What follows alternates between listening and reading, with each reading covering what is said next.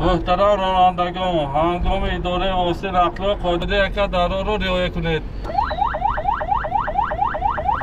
این صدا به ساکنان و مهمانان شهر خوجند آشنا است. همه روزه مخصوصا در حالتهای به قول چسبیک شنیده می شود و برای تنظیم حرکت در راه مساعدت می کند. گذشته از این حتی برای پیشگیری از قانون ویرانکنی مساعدت می کند. این کردار به خاطر تامین بی‌خطری و امنیت ملی به راه مانده شده است.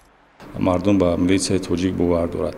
این گفته‌ها رو من میتوانم با فعالیت شبانه روزی مقامات میلیسیا نسبت هم که در تامین ترتیبات جمعیتی مبارزه بر ضد جنایتکاری سهم ارزنده میگذارند و مسلم است که وقتی که ترتیبات هست و امنیت هست دولت ما پیش میرود زندگی ما آباد میشود. من باوری گفتم میتوانم که همکسبان من از عهده وظیفه با دوش داشته خود میبرویند.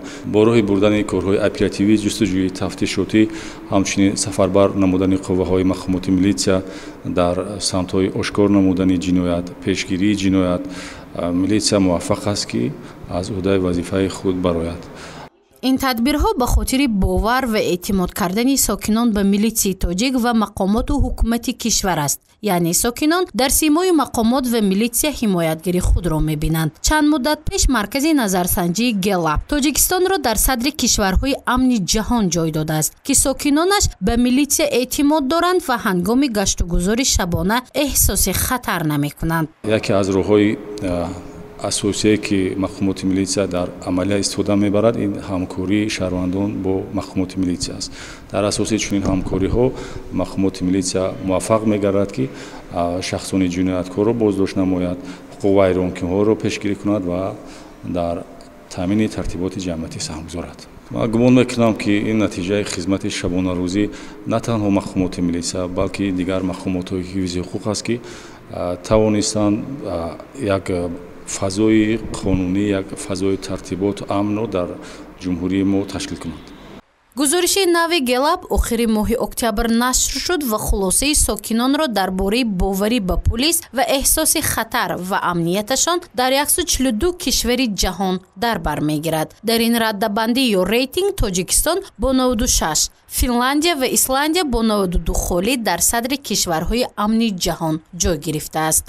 و چون با اصلی موضوع نظر اندازی میبینیم که واقعا هم امروز کشور ما یکی از کشورهای امن‌ترین چی در منطقه چی در سیاره معرفی میشود. سالها این جانب خصوصا آن شهرهای بزرگی که امروز از پایتخت کشور سر کرده و چند شهرهای کلانترین امروز که سالهای آخر نظیرش در منطقه نبود، این شهرها شبانه روزی خدمت رسانی شبانه روزی با مردم براه مانده شده است. چون امروز اگر پاس شب خیزید میبینید که چی مغازه چی مرکزهای خدمت رسانی با مردم دوام 24 ساعت خدمت رسانده میتواند که این یکی از نشانه های اساسی امن بودن کشور را معنی داد میکند. یا تا پاس شب فعال بودن مرکزهای فراغتی استراحتی دلخوشی برای شهروندان این نیز یکی از نشانه‌های ارزیابی در چنین رده‌بندی‌ها معنی داد می‌شود. نظرپرسی در 141 کشور طریق تلفن یا روبرو صورت گرفته است. از هر کشوری که حدود 1000 نفر در این نظرپرسی اشتراک کردند، تقریباً از 10 نفر 7 نفر یا 71% در سراسر جهان گفتند که در سال 2022 هنگام شبانه در محل زیست خود تنها سیر و گشت کردن خود را امن احساس کردند. 72% گفتند که به پلیس محلی باور دارند. تقریباً از 8 نفر گفتند که در سال گذشته اموال آنها یا اعضای دیگری عائله‌شان دزدیده شده است. از 16 نفر 1 نفر گفته است که در سال گذشته مورد حمله یا دزدی قرار گرفته است. نیتون دولت چی بینه؟ اگه میلیسیا نباشد اگر بی‌ترتیبی ها بسیار میشه. اما اگه های موهی حمایت کردی استودیان انشالله بی میلیسیا نمیشه ترتیبات بیزیب میشه. باور میکنی؟ вполне. برای چی؟ این شهر تینجیشه میخواهند. من دینشا به میخیر کمک بیان بود پلاژنی سالی وای شد اما وای کنم گفته تلفن کنم ایناشون پرافتا ایناشون پرافتن نه اوندا کارم بود نکردم برای همون من ویم نیست قدرم باوریم نیست. ها البته ملیتی توجیک هست که من همه ما زمانهای نغزنده شدیم زندگی که داشتیم همش در اساسی های پیشبرنده پیشوای ملت و در اساسی می ملیتی توجیک همه وقت من یک چاره‌بینی شود همشون گیت اطراف مونده همشون دائم ما حامی ها باور میکنی برای چی؟ همشون عهده‌داری اجرا میکنن همشون یعنی حمایت که میتونه مردم ها البته در همین حال اکبر شریفی سردار مرکزی مطبوعاتی ریاستی وزارت کارهای داخلی جمهوری تاجیکستان در ولایت سوق میگوید که حالا در ریاست 2 автомاشینی مخصوصی نقطه سیار میلیسیا موجود می باشد که آن برای خدمت رسانی به مردم مساعدت میکند. یعنی کارمندان مقامات به شهر و ناحیه‌های دوردست رفته از حال مردم و مشکلاتشان آگاهی پیدا میکنند و برای حل آن سهم میگذارند.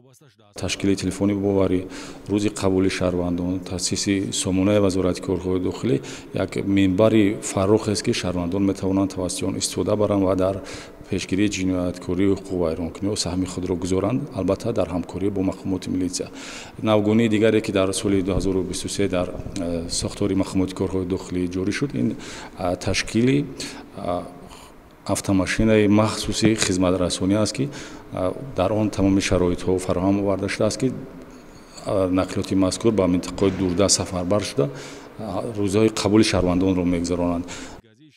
همه ساله در کشور از جمله در ولایت سوق به خاطر تأمین امنیت ملی و پیشگیری از حقوق ویرانکنی و جنایت صادرکنی ها چاره‌های مشخص می‌اندیشند تا مردم، مهمانان و حتی سیاحان در تاجیکستان آزاد و بدون مشکلی عمر به سر برند و به سیر و تماشا جلب گردند. این تدبیرها باعث به نظرسنجی یک تشکیلات بین المللی گردید که جمهوری تاجیکستان را در سطح جهانی اولین و بی خطر و امن معرفی کرد. گزارش مفتون شکور و نسیم رحیمов برای برنامه اطلاعاتی خبر.